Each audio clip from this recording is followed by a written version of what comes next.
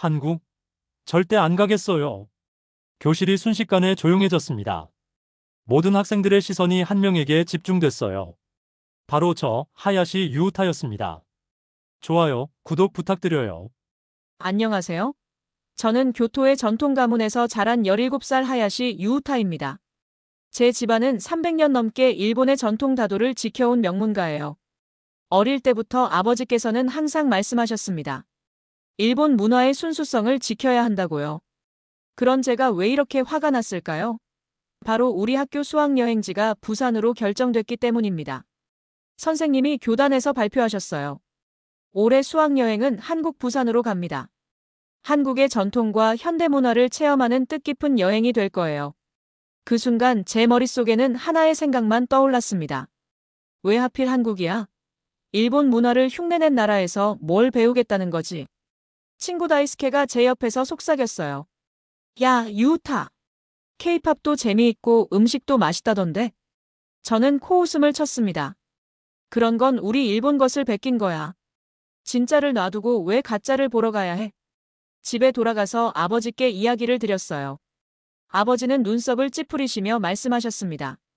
유우타야, 우리 가문의 자부심을 잊지 마라. 하지만 남을 무시하는 것은 우리 도의 정신에 맞지 않는다.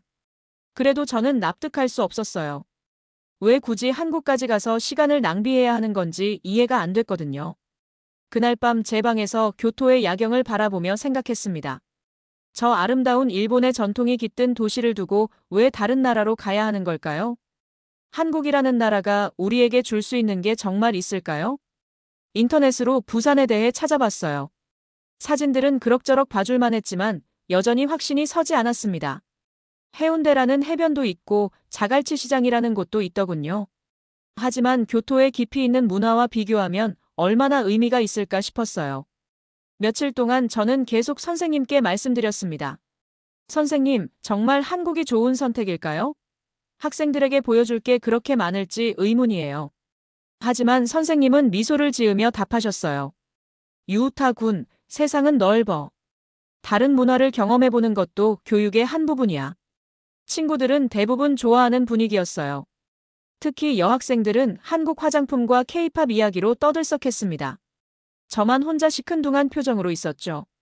출발을 며칠 앞두고 어머니가 짐을 싸주시며 말씀하셨어요. 유우타야, 편견을 가지지 말고 열린 마음으로 다녀와라. 하지만 제 마음은 이미 닫혀 있었습니다. 한국은 일본 문화를 모방한 나라일 뿐이라는 생각이 머릿속을 가득 채웠어요. 감정적이고 정리되지 않은 나라라는 인상이 강했습니다. 그날 밤 짐을 싸면서 계속 생각했어요. 어쩌면 제가 너무 편견을 가지고 있는 건 아닐까요? 하지만 17년 동안 쌓인 인식을 하루아침에 바꾸기는 어려웠습니다. 마음속 깊은 곳에서는 이런 생각도 들었어요.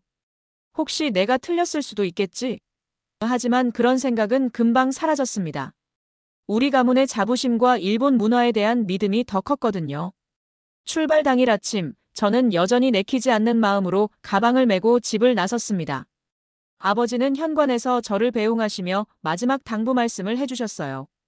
우리 가문의 품격을 잃지 말라고 하지만 다른 문화를 무시하지는 말라고 하셨습니다. 간사이 공항으로 향하는 버스 안에서 친구들은 들떠 있었어요. 다이스케는 스마트폰으로 부산의 맛집들을 찾아보고 있었고 여학생들은 한국 화장품 쇼핑 리스트를 작성하고 있었습니다. 저만 혼자 창밖을 바라보며 시큰둥한 표정을 짓고 있었죠. 공항에 도착해서 체크인을 하는 동안에도 제 마음은 무겁기만 했어요. 왜 굳이 한국까지 가야 하는지 여전히 이해할 수 없었거든요. 선생님께서 항공권을 나눠주시면서 설명해 주셨지만 제 귀에는 잘 들어오지 않았습니다. 대기실에서 기다리는 동안 저는 다시 한번 부산에 대해 찾아봤어요. 해운대 해수욕장, 감천문화마을, 자갈치 시장 같은 곳들이 나왔지만 별로 인상적이지 않았습니다. 교토의 깊이 있는 역사와 문화에 비하면 얕아 보였어요. 비행기에 탑승할 시간이 되었습니다. 저는 마지못해 자리에 앉았어요. 창가 자리를 잡았는데 이륙하면서 점점 작아지는 일본 땅을 보니 이상한 기분이 들었습니다. 처음으로 일본을 떠나는 거였거든요. 비행 시간은 약 1시간 30분 정도였어요. 그리 길지 않은 시간이었지만 저에게는 영원처럼 느껴졌습니다. 옆자리에 앉은 친구는 신나게 이야기를 하고 있었지만 저는 그냥 눈을 감고 있었어요. 창밖으로 바다가 보이기 시작했습니다. 푸른 바다 위에 작은 섬들이 점점이 떠 있는 모습이 보였어요. 그리고 멀리 육지가 보이기 시작했습니다. 한국이었죠.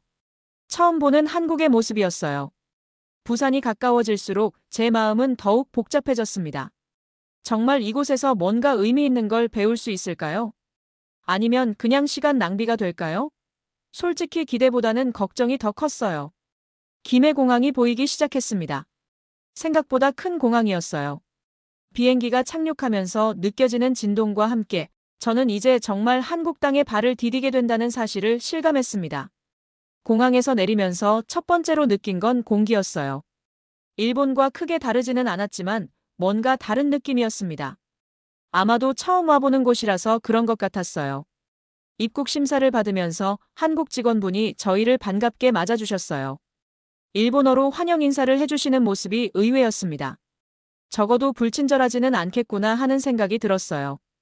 짐을 찾고 공항 밖으로 나오니 가이드분이 기다리고 계셨습니다. 김민수라고 자기소개를 해주시면서 유창한 일본어로 인사를 해주셨어요.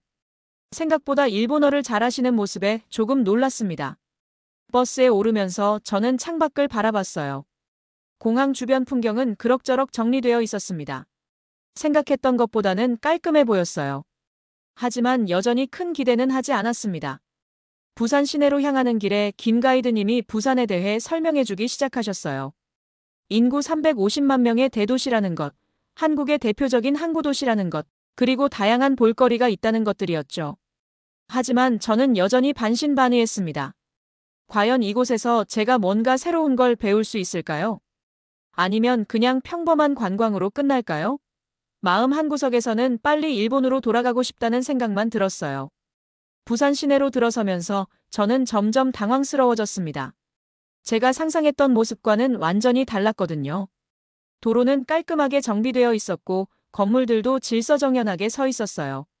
생각보다 훨씬 현대적이고 체계적인 모습이었습니다. 버스 창밖으로 보이는 풍경들이 신기했어요. 높은 아파트들이 산비탈을 따라 층층이 올라가 있는 모습은 일본에서는 보기 힘든 광경이었습니다. 그리고 곳곳에 한글로 된 간판들이 보였는데 뭔가 독특한 느낌이었어요. 첫 번째 목적지는 해운대였습니다. 김 가이드님이 해운대는 부산의 대표적인 해수욕장이라고 설명해 주셨어요. 한국 사람들뿐만 아니라 외국인들도 많이 찾는 곳이라고 하셨습니다. 버스에서 내린 순간 저는 입을 다물 수 없었어요. 넓은 백사장이 끝없이 펼쳐져 있었고 그 앞으로는 푸른 바다가 한눈에 들어왔습니다. 그리고 해변을 따라 늘어선 고층 빌딩들의 모습은 정말 장관이었어요. 교토에서 자란 저에게 이런 바다 풍경은 생소했습니다. 물론 일본에도 아름다운 바다가 많지만 이렇게 도시와 바다가 조화를 이루는 모습은 처음 봤거든요. 현대적인 빌딩들과 자연스러운 해변이 어우러진 모습이 인상적이었습니다. 해변가를 걸으면서 저는 점점 혼란스러워졌어요. 이곳이 정말 제가 생각했던 그런 나라가 맞나 싶었거든요. 사람들은 질서정연하게 다니고 있었고 해변도 깨끗하게 관리되고 있었습니다. 특히 놀라웠던 건 외국인들을 위한 안내 표지판이었어요. 영어, 일본어, 중국어로 된 안내판들이 곳곳에 설치되어 있었습니다. 관광객들을 배려하는 마음이 느껴졌어요. 해운대 해수욕장 근처에는 다양한 상점들이 있었습니다. 카페, 레스토랑, 기념품 가게들이 즐비했어요. 그런데 이상하게도 모든 게 깔끔하고 정돈되어 있었습니다. 제가 상상했던 어수선한 모습과는 거리가 멀었어요. 점심시간이 되어서 해물탕 전문점에 들어갔습니다. 식당 내부는 깨끗했고 직원분들도 친절했어요. 메뉴판에는 사진이 자세하게 나와 있어서 주문하기 쉬웠습니다. 이런 세심한 배려가 인상적이었어요. 음식이 나왔을 때 저는 또 한 번 놀랐습니다. 해물탕 하나를 시켰는데 반찬이 여러 개 나왔어요. 김치, 나물, 젓갈 등 다양한 반찬들이 테이블을 가득 채웠습니다. 그런데 더 놀라운 건 이 모든 반찬이 무료라는 거였어요. 일본에서는 상상할 수 없는 일이었습니다. 메인 요리 하나를 시켰는데 이렇게 많은 걸 공짜로 주다니요. 게다가 반찬이 떨어지면 더 가져다 준다고 하시더군요. 이런 문화가 신기하면서도 감동적이었어요. 해물탕 맛도 일품이었습니다. 신선한 해산물들이 얼큰한 국물과 어우러져서 정말 맛있었어요. 일본 음식과는 다른 매력이 있었습니다. 이때부터 저는 한국 음식에 대한 선입견이 조금씩 바뀌기 시작했어요. 식사를 마치고 해운대 주변을 더 둘러봤습니다. 해변가에는 다양한 조형물들과 공원이 잘 조성되어 있었어요. 사람들이 여유롭게 산책하고 있는 모습을 보니 마음이 편해졌습니다. 저녁이 되어서 해운대의 야경을 봤는데 정말 환상적이었어요. 고층 빌딩들의 불이 켜지면서 바다에 반사되는 모습이 아름다웠습니다. 이런 풍경은 교토에서는 절대 볼 수 없는 거였어요. 호텔로 돌아가는 길에 저는 깊은 생각에 빠졌습니다. 오늘 하루 본 것들이 제 예상과 너무 달랐거든요. 한국에 대한 제 생각이 틀렸을 수도 있겠다는 생각이 들기 시작했어요. 하지만 여전히 완전히 마음을 열지는 못했습니다. 첫날이니까 좋게 보이는 것일 수도 있잖아요. 내일부터 진짜 모습을 보게 될 거라고 생각했어요. 그래도 오늘의 경험은 분명히 제 마음 한구석을 건드렸습니다. 둘째 날 아침, 저는 어제의 충격이 아직 가시지 않은 상태로 일어났습니다. 호텔 창문을 열고 부산 시내를 내려다보니 또 다른 풍경이 펼쳐졌어요. 아침 햇살을 받은 도시의 모습이 생각보다 아름다웠습니다. 오늘의 첫 번째 목적지는 자갈치 시장이었어요. 김 가이드님이 설명해 주시기를 자갈치 시장은 부산의 대표적인 수산물 시장이라고 하셨습니다. 한국 최대 규모의 수산물 시장이면서 부산의 상징적인 장소라고 하셨어요. 시장에 도착하자마자 저는 완전히 다른 세계에 들어선 기분이었습니다. 활기찬 소리들이 사방에서 들려왔어요. 상인들의 구성진 목소리, 손님들과 흥정하는 소리, 그리고 신선한 해산물들이 펄떡거리는 소리까지 모든 게 살아있는 느낌이었습니다. 특히 인상적이었던 건 부산 사투리였어요. 처음 들어보는 억양과 톤이었는데 뭔가 정겨우면서도 힘이 있었습니다. 일본어와는 완전히 다른 리듬감이 있었어요. 듣고 있으면 마음이 따뜻해지는 느낌이었습니다. 시장 안으로 들어가니 정말 다양한 해산물들이 진열되어 있었어요. 싱싱한 생선들, 크고 작은 게들, 문어, 오징어 등등 일본에서도 보던 것들이 많았지만 진열 방식이나 분위기는 확실히 달랐습니다. 한 아주머니가 저희를 보시더니 환하게 웃으며 다가오셨어요. 일본에서 온 학생들이라는 걸 알고 계시는 것 같았습니다. 그분이 갓 튀긴 호떡을 하나씩 나눠주시면서 맛보라고 하셨어요. 호떡을 받아들고 한 입 베어 물었는데 달콤하면서도 고소한 맛이 입안 가득 퍼졌습니다. 겉은 바삭하고 속은 부드러웠어요. 일본에서는 맛볼 수 없는 독특한 맛이었습니다. 생각보다 훨씬 맛있어서 깜짝 놀랐어요. 그 아주머니는 저희가 호떡을 맛있게 먹는 모습을 보시고는 더욱 환하게 웃으셨습니다. 그리고 부산 사투리로 뭔가 말씀하시는데 정확히는 알아들을 수 없었지만 따뜻한 마음이 전해졌어요. 시장을 돌아다니면서 저는 점점 이곳의 매력에 빠져들었습니다. 상인들마다 각자의 개성이 있었고 손님들과의 소통 방식도 재미있었어요. 흥정하는 과정에서도 서로 웃으면서 이야기하는 모습이 인상적이었습니다. 특히 놀라웠던 건 상인들의 서비스 정신이었어요. 외국인인 저희를 보고도 전혀 어색해하지 않으시고 오히려 더 친절하게 대해주셨습니다. 일본어를 못하시는 분들도 몸짓으로 열심히 설명해 주시려고 노력하셨어요. 한 생선 가게에서는 아저씨가 직접 회를 떠서 맛보라고 주셨습니다. 그 자리에서 바로 떠준 회는 정말 신선했어요.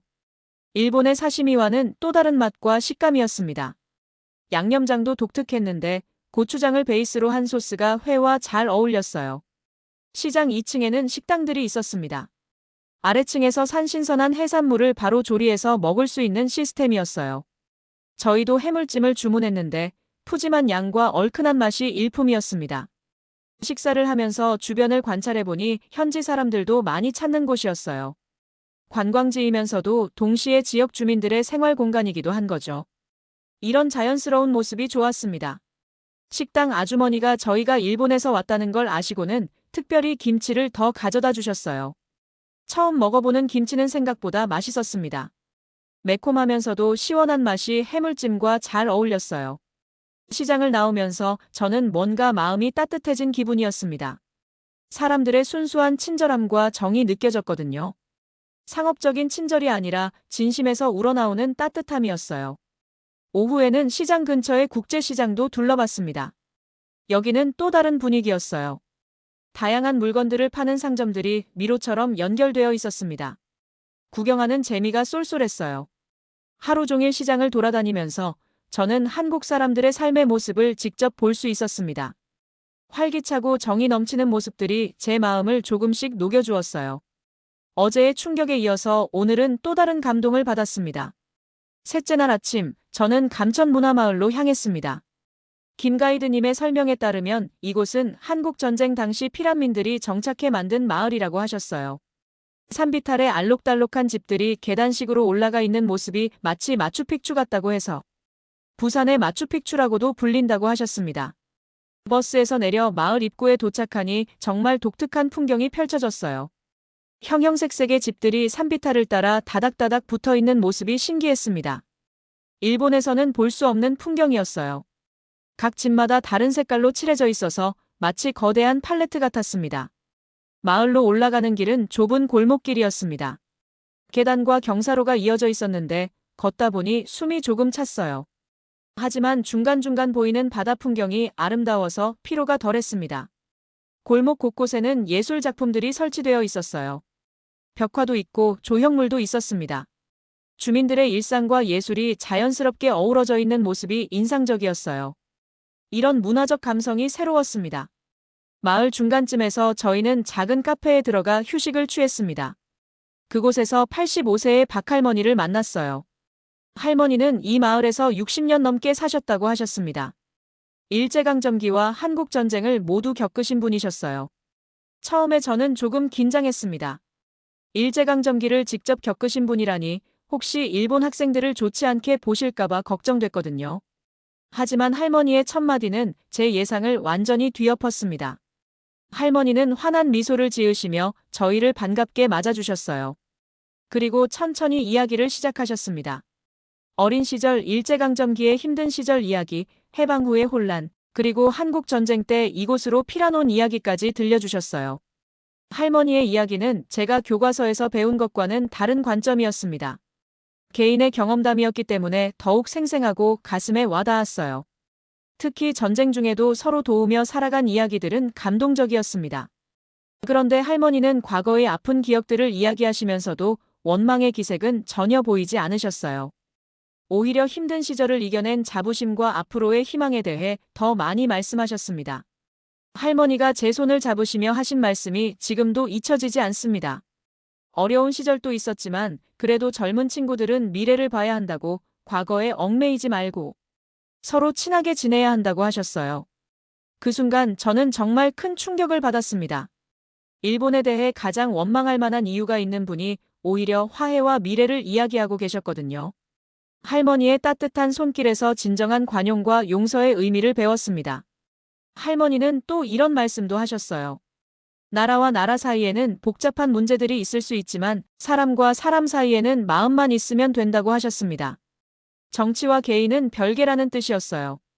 카페를 나오면서 저는 할머니께 깊이 인사를 드렸습니다.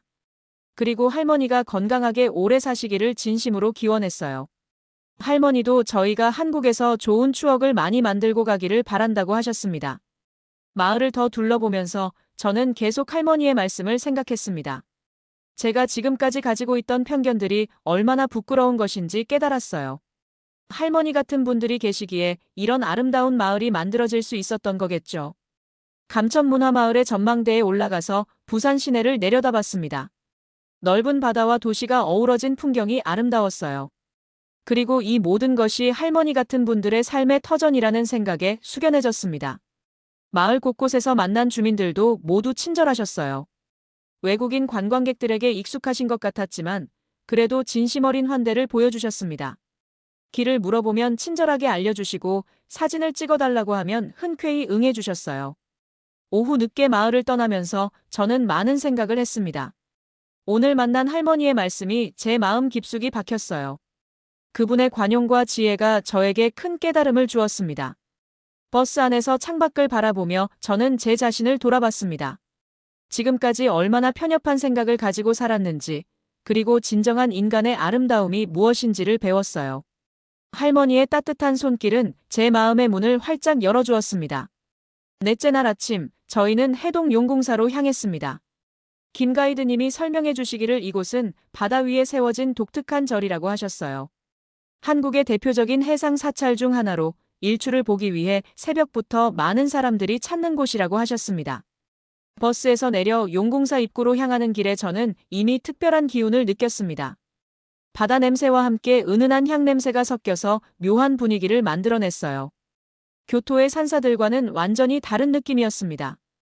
입구에서부터 용궁사까지는 계단길이 이어져 있었어요.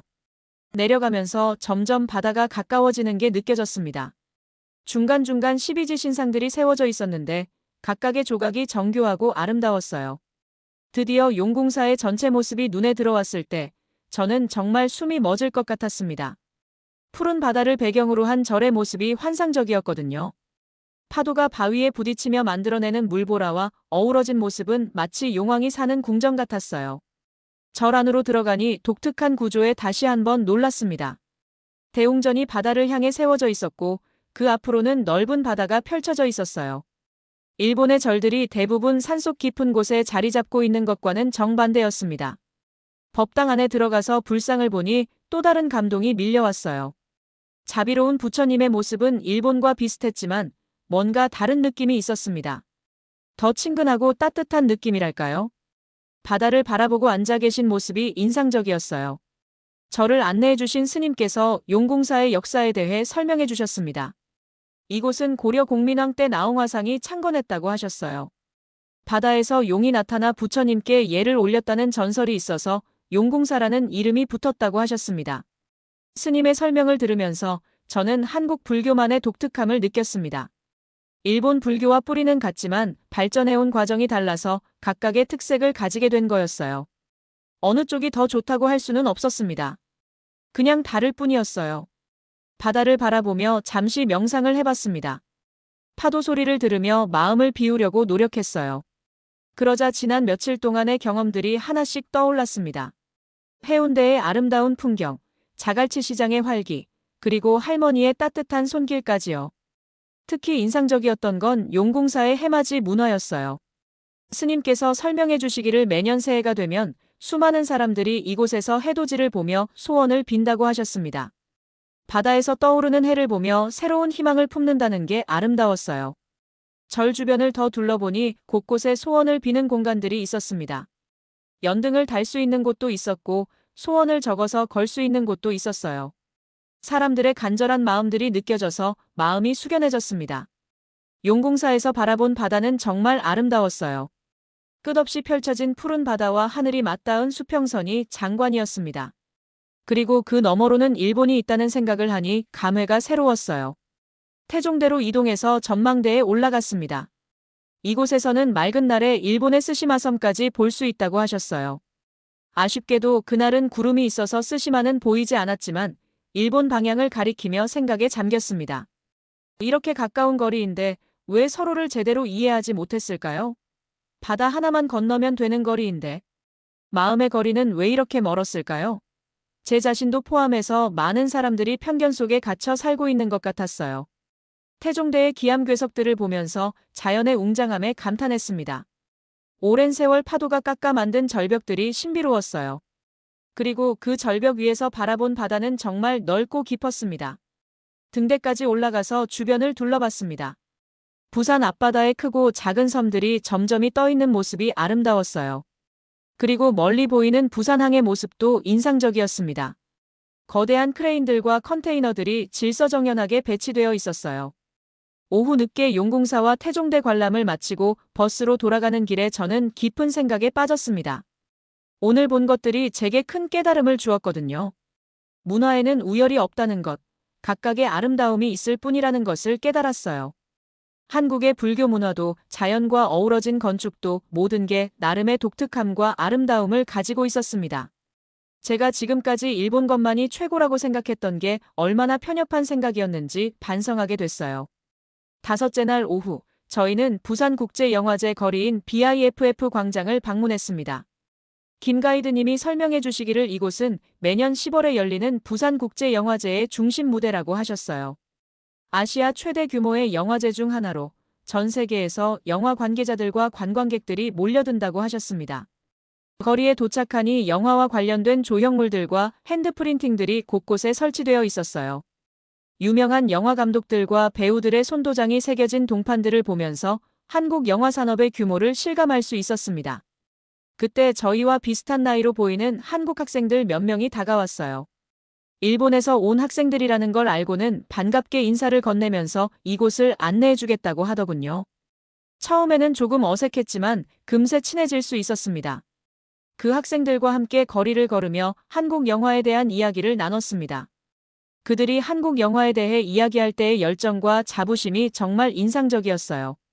봉준호 감독의 기생충이 아카데미상을 받았을 때의 감동, 최민식이나 송강호 같은 배우들에 대한 자랑스러움을 생생하게 들려주었습니다.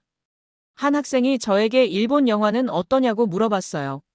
저는 구로사와 아키라 감독이나 오즈 야스지로 감독 같은 거장들에 대해 이야기했습니다. 그러자 그 학생은 눈을 반짝이며 자신도 그 감독들의 작품을 좋아한다고 말했어요. 서로의 영화에 대해 이야기하면서 저는 놀라운 사실을 깨달았습니다. 이 학생들이 일본 영화에 대해서도 상당한 지식을 가지고 있었다는 거예요. 그리고 일본 영화의 장점들을 진심으로 인정하고 있었습니다.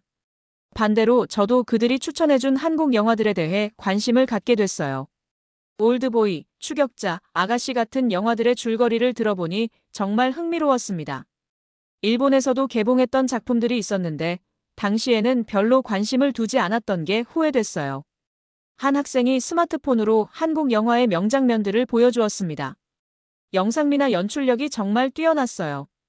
일본 영화와는 다른 스타일이었지만 나름의 독특함과 완성도가 있었습니다.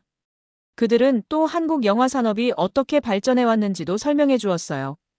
과거에는 일본이나 할리우드 영화에 밀렸지만 꾸준한 투자와 노력을 통해 지금의 위치까지 올라왔다고 했습니다. 그 과정에서 겪었던 시행착오들과 극복 과정들을 들으니 감동적이었어요. 특히 인상적이었던 건 그들이 다른 나라 영화들을 배척하지 않는다는 점이었습니다. 일본 영화도 좋아하고 할리우드 영화도 좋아하고 유럽 영화도 즐겨본다고 했어요. 자국 영화에 대한 자부심을 가지면서도 다른 문화에 대해서는 열린 마음을 보였습니다. 그때 제 마음속에서 뭔가 바뀌는 걸 느꼈어요. 문화에는 정말 우열이 없구나 하는 깨달음이었습니다. 각각의 나라가 자신만의 색깔과 매력을 가지고 있을 뿐이었어요. 오후에 KTX를 타고 서울로 이동하게 됐습니다. 부산역에서 기차를 기다리며 지난 며칠을 돌이켜봤어요. 정말 많은 것들을 보고 느꼈습니다. 제 생각이 완전히 바뀌었다고 해도 과언이 아니었어요. KTX에 탑승하는 순간부터 또 다른 충격이 시작됐습니다.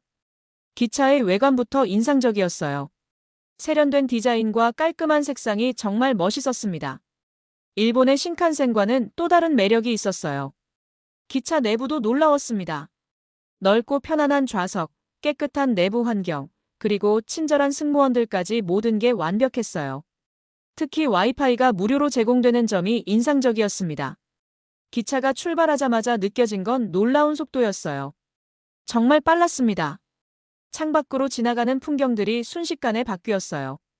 부산에서 서울까지 2시간 40분 정도면 도착한다고 하니 한국의 기술력에 감탄하지 않을 수 없었습니다.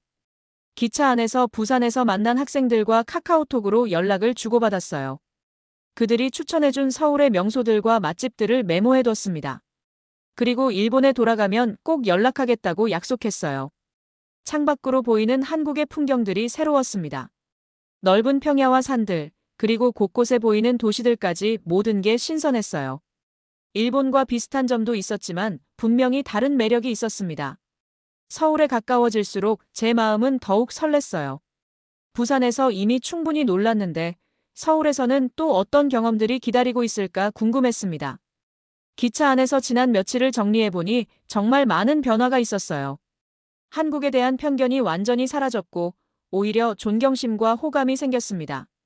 그리고 무엇보다 문화의 다양성에 대해 깊이 깨달을 수 있었어요. 6째 날, 한국에서의 마지막 날이 밝았습니다.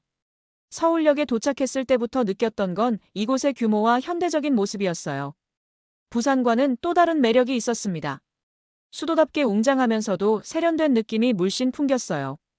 오전에는 경복궁을 둘러봤습니다. 한국의 전통 궁궐 문화를 직접 볼 수 있는 기회였어요. 광화문부터 시작해서 근정전, 경회로까지 하나하나 둘러보면서 한국 전통 건축의 아름다움에 감탄했습니다. 특히 인상적이었던 건 궁궐 안에서 한복을 입고 다니는 사람들이었어요. 외국인 관광객들뿐만 아니라 한국 젊은이들도 한복을 입고 전통 문화를 체험하고 있었습니다. 자신들의 전통 문화에 대한 자부심이 느껴져서 부러웠어요. 경복궁에서 나와 인사동으로 향했습니다. 전통과 현대가 조화를 이루는 거리였어요. 전통 찻집과 현대적인 카페가 나란히 있고 전통 공예품 가게와 트렌디한 상점들이 어우러져 있었습니다. 한 전통 찻집에 들어가서 한국 전통차를 마셔봤어요. 오미자차였는데 달콤하면서도 새콤한 맛이 독특했습니다. 찻집 사장님이 친절하게 한국 차문화에 대해 설명해 주셨어요. 일본 다도와는 다른 방식이었지만 나름의 깊이가 있었습니다. 점심시간에는 명동으로 이동했습니다. 서울의 대표적인 쇼핑 거리라고 하더군요. 거리가 정말 활기찼어요. 다양한 국적의 사람들이 북적거리고 있었고 여러 언어가 뒤섞여 들렸습니다. 명동에서 만난 한국 음식들도 인상적이었어요. 떡볶이, 순대, 호떡 같은 길거리 음식들을 맛봤는데 각각의 독특한 맛이 있었습니다. 특히 떡볶이의 매콤달콤한 맛은 정말 중독성이 있었어요. 오후에는 이번 여행의 하이라이트인 엔서울 타워에 올라갔습니다. 케이블카를 타고 남산 정상으로 올라가는 과정부터 설렜어요. 점점 높아지면서 보이는 서울 시내의 모습이 장관이었습니다. 엔서울 타워에 도착해서 전망대에 올라갔을 때 저는 정말 숨이 멎을 것 같았습니다. 서울 전체가 한눈에 들어왔거든요. 한강이 도시를 가로지르며 흐르고 있었고 수많은 고층 빌딩들이 하늘을 향해 뻗어 있었습니다. 특히 해질 무렵의 풍경은 환상적이었어요. 서서히 어두워지면서 하나둘 켜지기 시작하는 도시의 불빛들이 마치 별처럼 반짝였습니다. 한강에 반사되는 불빛들까지 더해져서 정말 아름다운 야경을 만들어냈어요. 전망대에서 서울을 내려다보며 저는 깊은 감동을 받았습니다. 이 모든 것이 한국 사람들이 이룩해낸 성과라는 생각에 존경심이 들었어요. 제가 처음에 가졌던 편견들이 얼마나 무의미한 것이었는지 깨달았습니다. 타워 곳곳에는 사랑의 자물쇠들이 걸려 있었어요. 연인들이 영원한 사랑을 약속하며 걸어놓은 자물쇠들이었죠. 저도 하나 걸고 싶었는데 연인이 아니라 한국과의 우정을 약속하는 의미로 작은 자물쇠를 하나 걸었습니다. 저녁에는 홍대에 가서 한국의 젊은 문화를 체험해봤어요. 거리 곳곳에서 버스킹 공연이 펼쳐지고 있었고 젊은이들이 자유롭게 즐기고 있었습니다. K-팝 음악이 거리를 가득 채우고 있었어요. 한 클럽에서 K-팝 댄스를 배워보는 시간도 가졌습니다. 처음에는 어색했지만 점점 흥이 나면서 즐겁게 따라할 수 있었어요. 한국 젊은이들의 에너지와 열정이 정말 대단했습니다. 밤늦게 호텔로 돌아가면서 저는 한국에서의 마지막 밤을 아쉬워했습니다. 정말 많은 것을 보고 느꼈거든요. 해운대의 아름다운 풍경, 자갈치 시장의 활기, 할머니의 따뜻한 손길, 용궁사의 신비로운 분위기, 영화를 사랑하는 학생들의 열정, 그리고 서울의 웅장한 모습까지요. 호텔방에서 짐을 정리하면서 생각해봤어요. 엿새 전의 제 모습과 지금의 제 모습이 완전히 달라졌다는 걸 실감했습니다. 편견과 선입견으로 가득했던 마음이 이제는 존경과 친근감으로 바뀌었어요. 특히 한국 사람들의 따뜻함과 친절함이 가장 인상적이었습니다. 어디를 가든 진심 어린 환대를 받았고 어려운 일이 있을 때마다 도움의 손길을 내밀어 주었어요. 이런 마음들이 진정한 한국의 매력이라고 생각했습니다. 아홉째 날 아침, 드디어 일본으로 돌아가는 날이었습니다.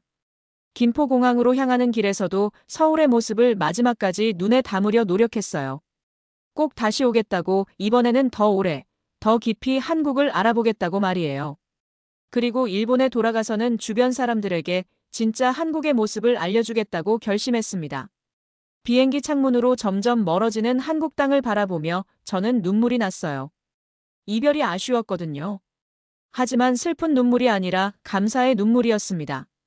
제게 새로운 세상을 보여준 한국과 한국 사람들에게 정말 고마웠어요. 일본에 도착해서 부모님께 여행 이야기를 들려드렸습니다. 처음에는 놀라셨지만 제 진심 어린 이야기를 들으시고는 이해해 주셨어요. 아버지도 기회가 되면 한국을 방문해보고 싶다고 하셨습니다. 이제 저는 한국어를 배우기 시작했어요. 그리고 한일 문화 교류에 관심을 갖게 됐습니다. 언젠가는 양국 간의 이해를 돕는 일을 하고 싶다는 꿈도 생겼어요. 마음의 다리가 놓여진 거죠. 편견의 벽을 허물고 이해와 친근감의 다리가 제 마음속에 단단히 자리 잡았습니다. 이 다리는 앞으로도 계속 더 튼튼해질 거예요. 오늘의 사연 어떠셨나요? 좋으셨다면 감동담담 구독, 좋아요 부탁드려요.